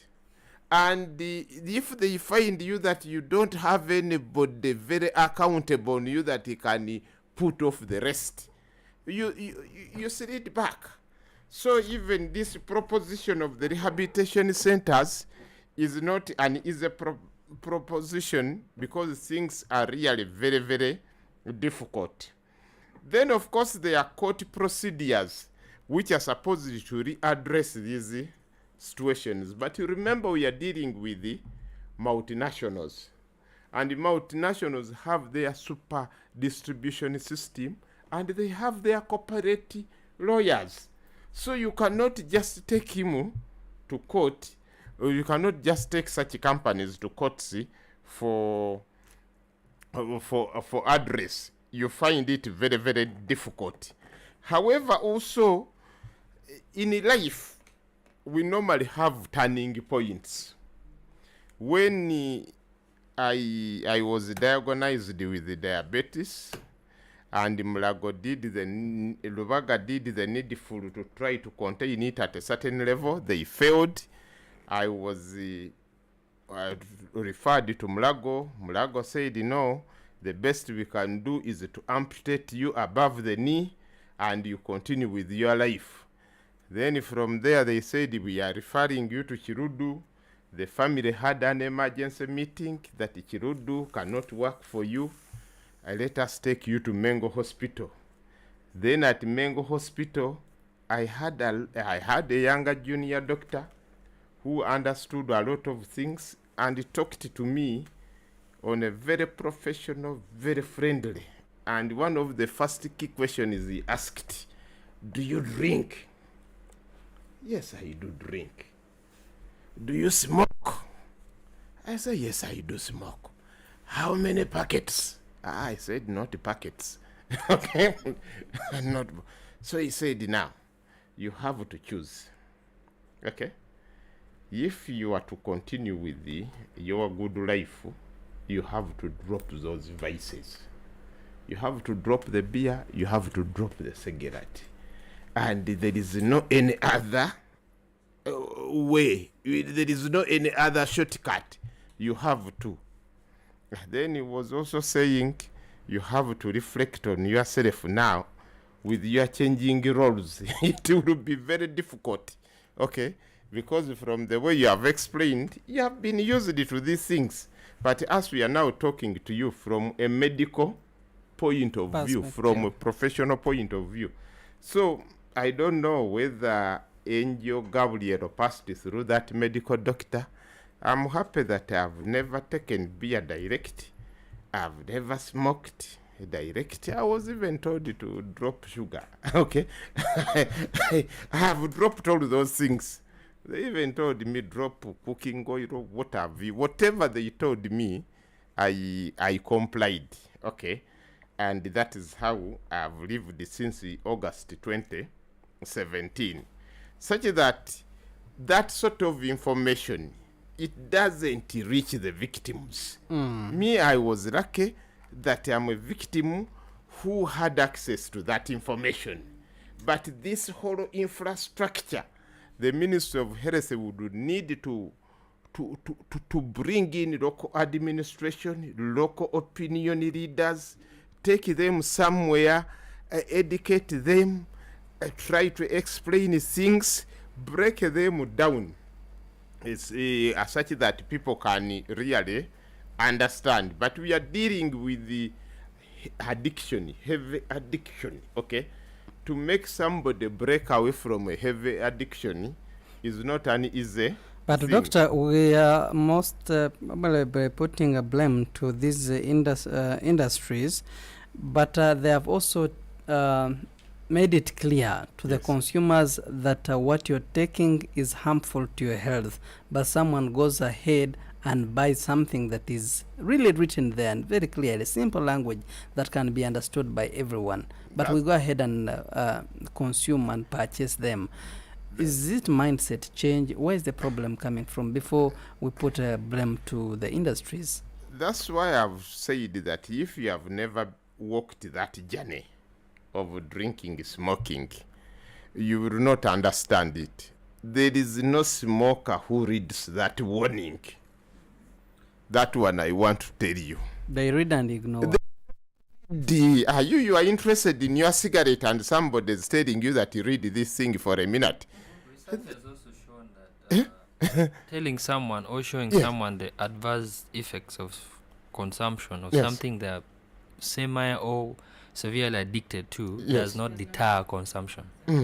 The messages are meant for those new users and maybe the young people who are just trying to figure out what to do. That statement has no impact. It has a lot of impact on the young people. On that's people, what the trade. Exactly. But the other time when it is already controlling you, you have no option. It is just moving you there. Yes. So better not to start and continue. It has become your master. And you are saying you read the message. But also we have been selling cigarettes in single sticks as a single stick. So it is the shopkeeper who actually remains with the packet. So one of the strategies that we have brought on is to sell a whole packet. Like you go home with that whole packet. I was going to ask you about the selling points. Yes. How are you managing them? Yes. Because So we are talking about banning all the advertisement, but they are also selling points. Yes, for the selling points, we have also stopped advertising at that point. We are saying that cigarettes should not be put in display on display. It is we are not supposed to have a shelf somewhere having cigarettes. So and I am so happy with the supermarkets. What they are doing is they are putting it in a certain box somewhere, and it's only someone who is the rightful age. By the way, as a country, and many people are emulating our example, the minor age is 21 years. So anyone less than 21 is not supposed to buy cigarettes. And we are used to for 18. 18 years. No, 18 is by the way, there's no magic in that number, 18, because you can see these are S4 kids, Now these are just for S4 kids. The people who are just giving school fees and they cannot even wash their own trousers and shorts. So we cannot give them the authority to take a decision of whether they are taking a harmful product. That is the idea behind that. So anyway, what am I saying? From 18 to 21. We have already shifted for tobacco and we are pulling that for alcohol. It should be the same for alcohol. So anyway, what we are saying for the point of sale, it's going to be on 30. 25. 25. For whatever, it's 25 for gambling. But the points of sale is that you're not supposed to display these products. And if you're supposed to sell to someone, you're supposed to ascertain their age. When we start enforcing that provision of our act, I'm sure many managers will get into prison because we are continuing to see children selling cigarettes and also being sold to like an elder goes and tries to ask. But we're also saying we are not selling single sticks. We cannot sell 1 or 2 cigarettes. It has to be a whole pack, because we have put these messages very clear, and someone has to, read them and see what they're no more selling of single sticks. No more selling of single sticks. With my chukumi or 100, I cannot buy a stick. You have to have your 5,000 shillings and buy a whole packet of cigarettes, depending on which type you buy. Here, the Sportsman is about 3,000 or 4,000. You have them this time. Yes. Let me go back to Dr. Rwanga and you conclude on your point, but I'm afraid time is not on our side. I may as well request you to, as you end on that, you will give us your parting shots. Yeah, what I'm trying to say, when you follow cigarette, it has been also evolving. In the 70s, when a cigarette was at the real top of it, we used even to translate sports to Kavalas. You don't go to ask for sports, give me sports. No, you say Kavalas. Do you have Kavalas? Because sports used to have that symbol of Kavalas. Then later on, it evolved to Fege. That's give me Fege. I need a Fege. Okay? So, what am I trying to say? That much as those were our terminologies, a non-smoker could not understand them. Even now, people who are involved in that trade, because they are younger generation, they have also evolved their language, which we need to know, and at the same time to reach out to them and to see how we can really combat these sort of challenges. The other element which we need to do, as a country, we must know that it is the healthy population which is the vanguard of nation building. Okay? The more you have an energetic, healthy population, especially the younger ones, your future is assured. But when you have a population with these elements, baggage of tobacco, baggage of what, and other opportunistic diseases coming in, you cannot say that you can be in a middle-income country, because the medical bill becomes so heavy. Countries like America, USA, Britain, they're a bit insulated, okay? They have the huge reserves of resources and even manpower to handle these situations, but this is not our case. And we shouldn't have contrasting interests that between tobacco and food production. What do we do? Now, I come in an area which is Kaboja, bordering Chinawa, Kasenge, Chikajo. That area now is also a Mairungi growing area, which is also dangerous, and it may even be more dangerous yes, than cigarettes. Okay, so it is also there. And when you talk to the producer does not know the damage of the end product. The producer or the grower tells you, we have managed to pay school fees for our children. We also had a caller who says he has been benefiting from growing tobacco since his childhood. Yes, the argument is that we have managed to pay school fees for our children. We have managed to build up houses. We have managed to maintain this economy now, and we are not bad off. But they don't look at the end product or the actual user. They're killing other people's children. Yes, the actual user. Doctor, may I request your closing remarks? My closing remarks would be, let us support all the government efforts which have been displayed or portrayed through various acts or laws which have been passed.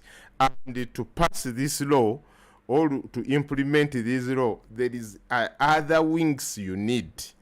When we heard that the police is trying to re-establish special branch, you cannot handle this sort of drugs when you just use ordinary means.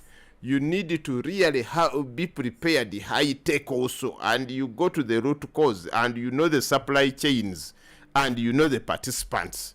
Then you can start breaking them. Otherwise, I would encourage people to reform. I would encourage people to rehabilitate themselves. And it is just sheer determination that let me leave this thing for the good of my health and for the good of the society. I'm happy that you have invited me to talk about something which I have undergone, and I would encourage people to emulate my example. Interesting. Thanks very much. Most welcome, Doctor, and I'm glad you really shared that testimony, and I believe it has touched so very many people, and for those who are willing to change, they will be indeed using that to change and transform themselves to be better persons. Dr. Shah. Thank you very much for listening and tuning in. I think this message has been able to reach very many people. Although research shows that exposure to information on the dangers of something while someone is already addicted to will not change their pattern of behavior, I do believe there are very many people out there who have not yet been induced into the culture of tobacco consumption, and they can be cautious enough to take the necessary steps to either evade the consumption or reduce exposure to it. Also, to people who are already consumers of tobacco, it's quite important to change your consumption and gradually reduce the consumption of tobacco in all the other ways.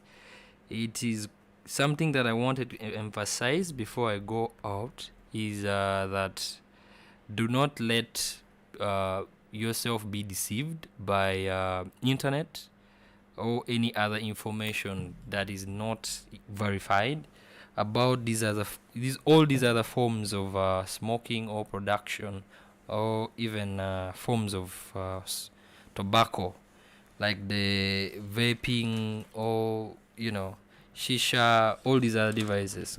They either contain tobacco, which is majorly nicotine and tar, or they also contain other additives or other substances which are equally dangerous in terms of cancer development. Thank you very much. Most welcome, Dr. Shal Bangakene. Allow me now cross over to you, Dr. Alkwata, to sum it all. The ministry, but also you talked about now that you are in that docket of control and management, there was a bill that was passed, if you can also enter that in your conclusion, which was, is it the narcotics and the psychotropic substance control bill, which was passed last year, 2023, that allows the licensing of farming of use of marijuana strictly for medical use, but many others, especially in Cambodia and surrounding areas, like Dr. Rwanga put it well, where does that leave us in the struggle or in the management of these substances? Okay.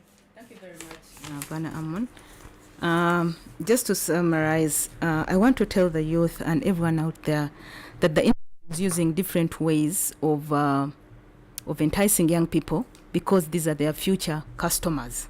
How are they doing it? They are increasing exposure to these products. They are making sure these products are everywhere, anytime you buy, everywhere, anyhow. Companies are securing their future. Exactly, they are securing their future, but for the bad reason. They are killing other people's children. They are killing other people's parents, and many have died actually. So anyway, they are killing other people's future, but trying to that they are taking on their selfish way. So the exposure, they are making sure these products are everywhere and anyhow, but also the cost. They are making sure that these products remain cheap and such that anyone who wants it can actually access it. We are talking of self-determination. Yes, for as long as a product is available and it is cheap and you can afford it, for as long as you don't have a sign and symptom, you may not leave it. But But we're trying to ask government, let's raise taxes so that these products are not as cheap as they are currently, and also getting more revenue to help the Cancer Institute, for instance, or to even help the Heart Institute, for which tobacco is a very important risk factor. Then they're also doing a lot of corporate social responsibility, and in here, they're giving good things. They're giving school fees. They're giving bags. They're giving scholarships to children. They're giving, even they sponsor the administrators in different ways. They take them to big hotels and throw parties and contribute to some of their revenues within the districts or jurisdiction. So we are saying that we have banned this corporate social responsibility.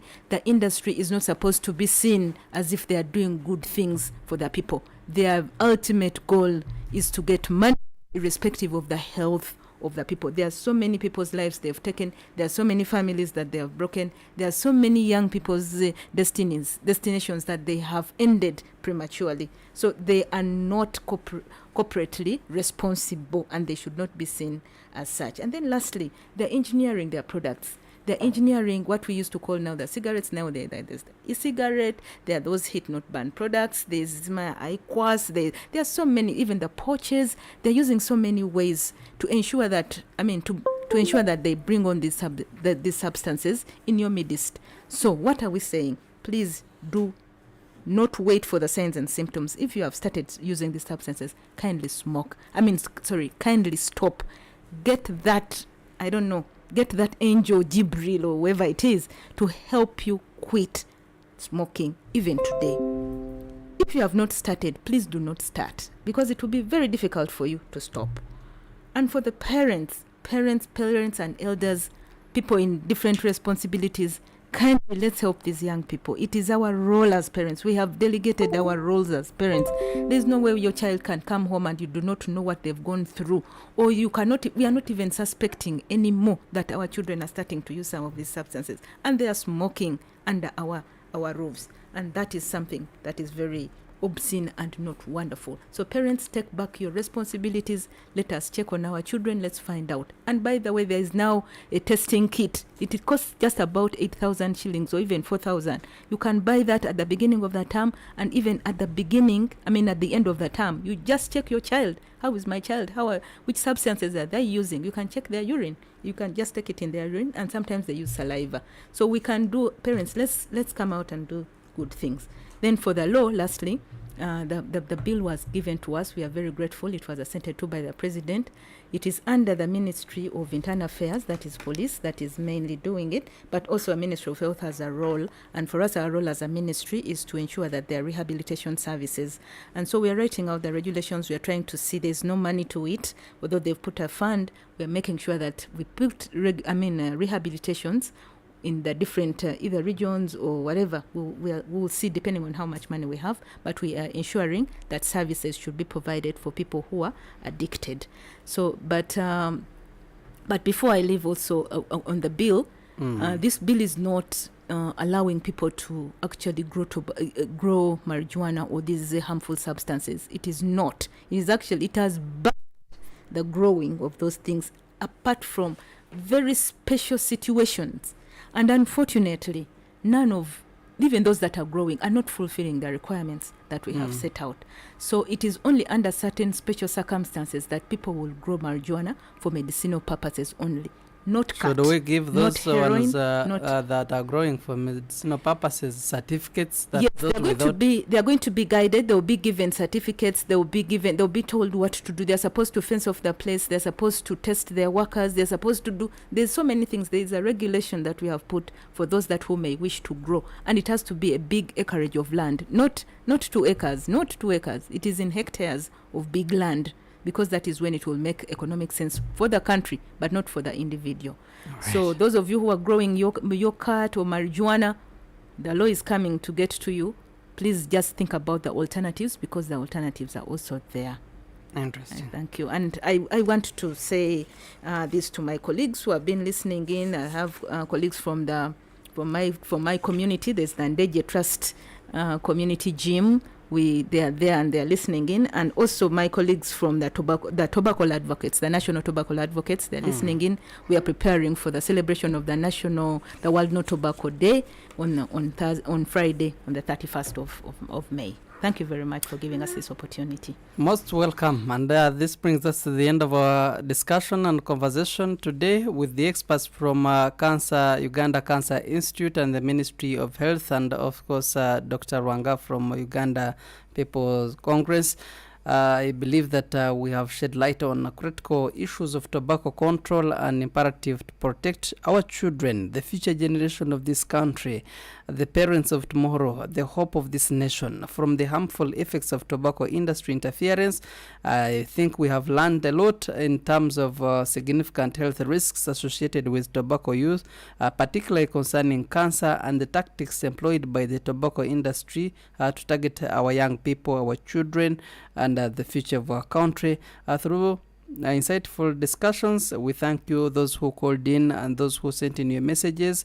We have explored various strategies and initiatives aimed at preventing tobacco use and among children, among students, among the youth and the adolescents, including education. We have looked at the policy interventions and community-based programs. It is evident that concerted efforts are required at both national and regional and global levels to combat tobacco use effectively. We must continue to advocate for robust and tobacco control policies.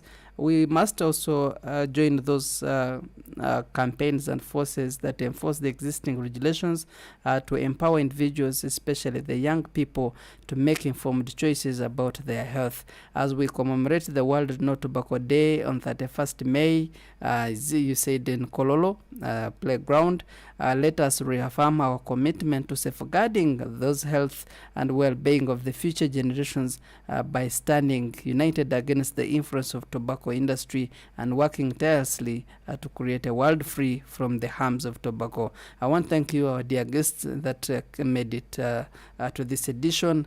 Dr. Rwanga Christopher from UPC, Dr.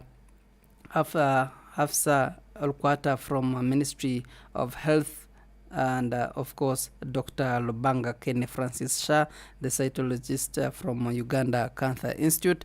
And many thanks to the management of UBC Radio, UBC Magic, UBC West Nile in Arua, UBC Butebo in Eastern Uganda, and Voice of Bundbujo, and the team that I worked with to bring you this program. For God and my country, Ampaide Amonoptega is my name. Allow me now to sign out. That was Ground Zero Season 2, a production of Uganda Broadcasting Corporation, UBC, inspiring Uganda. It's hot. That's it. We didn't know exactly what the problem was on the ground. There is no pretending about the effect of this thing. There's no pretending about it. Nobody should. It's a problem. It's balanced. This is not the stage at which you start planning to tax a commodity like coffee, especially from down there. It's intellectually engaging. The Constitution provides that the land must be registered under the customer tenure system, which is